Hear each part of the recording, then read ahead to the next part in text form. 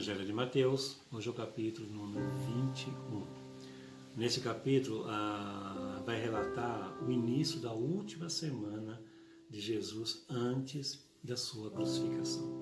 Os acontecimentos desse capítulo ocorreram na última semana de vida de Jesus, antes da sua morte.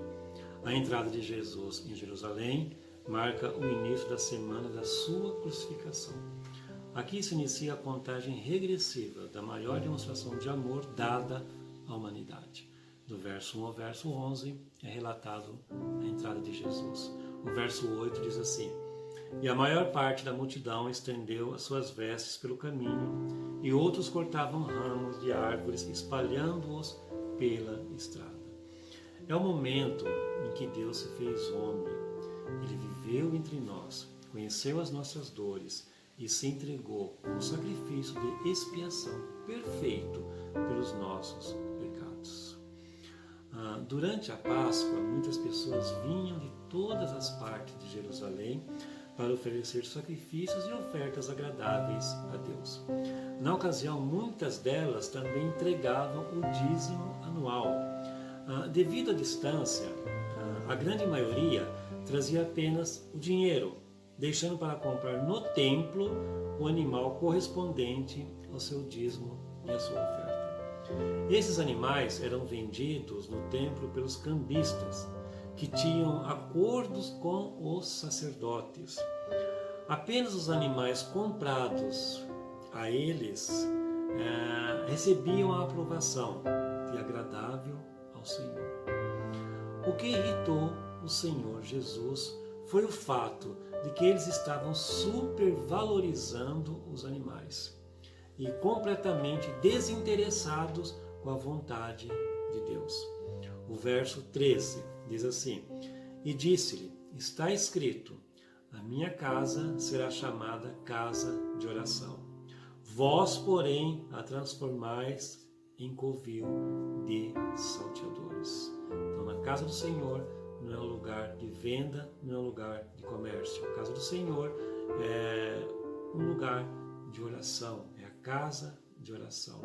Do verso 14 ao 17, Jesus cura no templo e as crianças o louvam. O verso 16 diz assim: Ouves o que estes estão dizendo? Respondeu-lhe Jesus: Sim, nunca lestes? Da boca dos pequeninos e crianças do peito, tiraste o perfeito louvor. Do verso 17 até o verso 20, Jesus amaldiçoa a figueira.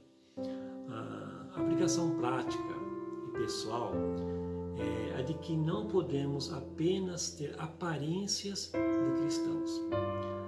As pessoas esperam que nós tenhamos frutos para alimentá-los. Frutos espirituais. Eles querem vir até nós e encontrar a paz que o mundo não tem. Nos nossos dias, os cristãos são tão ansiosos ou estressados como qualquer pessoa. Não inspiram a presença de um Deus real e pessoal em suas vidas. A este está reservado o mesmo fim da figueira, cheia apenas de folhas.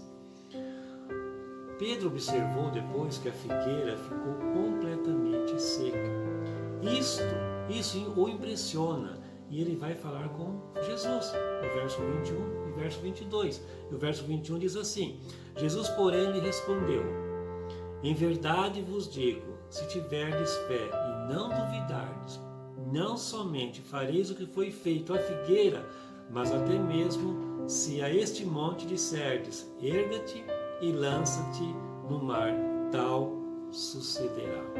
Remover montanhas é aplicado ainda a problemas, as questões muito difíceis ou impossíveis de resolver. O ensino de Jesus Cristo é o de que até mesmo esses problemas para a fé não são nada. Mas tem um problema da incredulidade. Muitas pessoas deixam de receber as bênçãos da glória de Deus pelo fato de procurar explicações em tudo no que se refere à fé. Os líderes religiosos, por puro capricho, queriam que Jesus lhes desse satisfação de onde vinham e qual era a sua autoridade. A gente vê no versículo 23 ao 27. Não devemos cair na tentação da incredulidade. Devemos estar como as crianças, abertos ao conhecimento sobrenatural de Deus.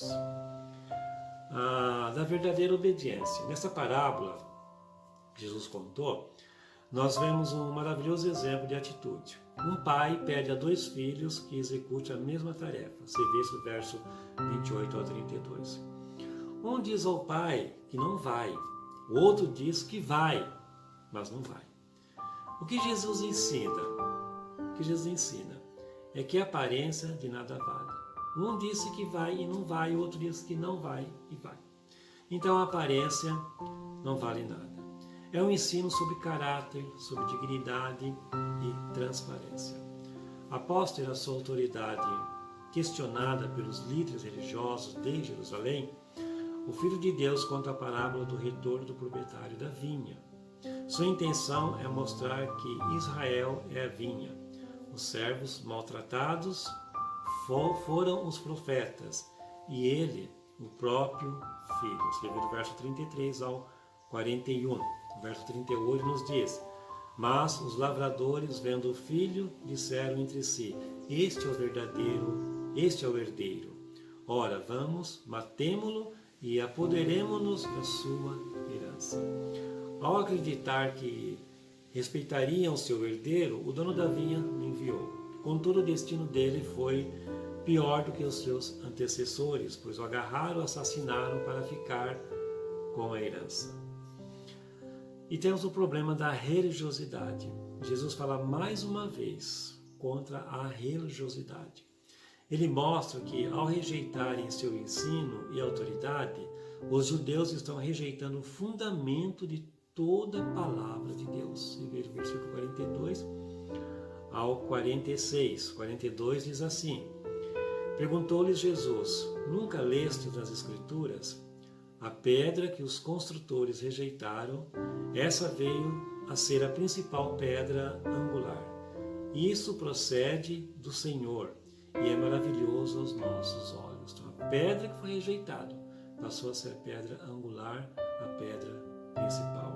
Jesus mostra que a aparência não tem espaço na nova dispensação da graça de Deus, mas sim frutos dignos de arrependimento. Versículo 43, para nós encerrarmos, diz assim: portanto vos digo que o reino de Deus vos será tirado e será entregue a um povo que lhe produza os respectivos frutos.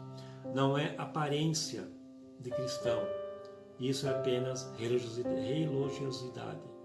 É necessário produzir frutos, demonstrar frutos espirituais. Que Deus te abençoe e que a paz do Senhor esteja com você e esteja no teu lar.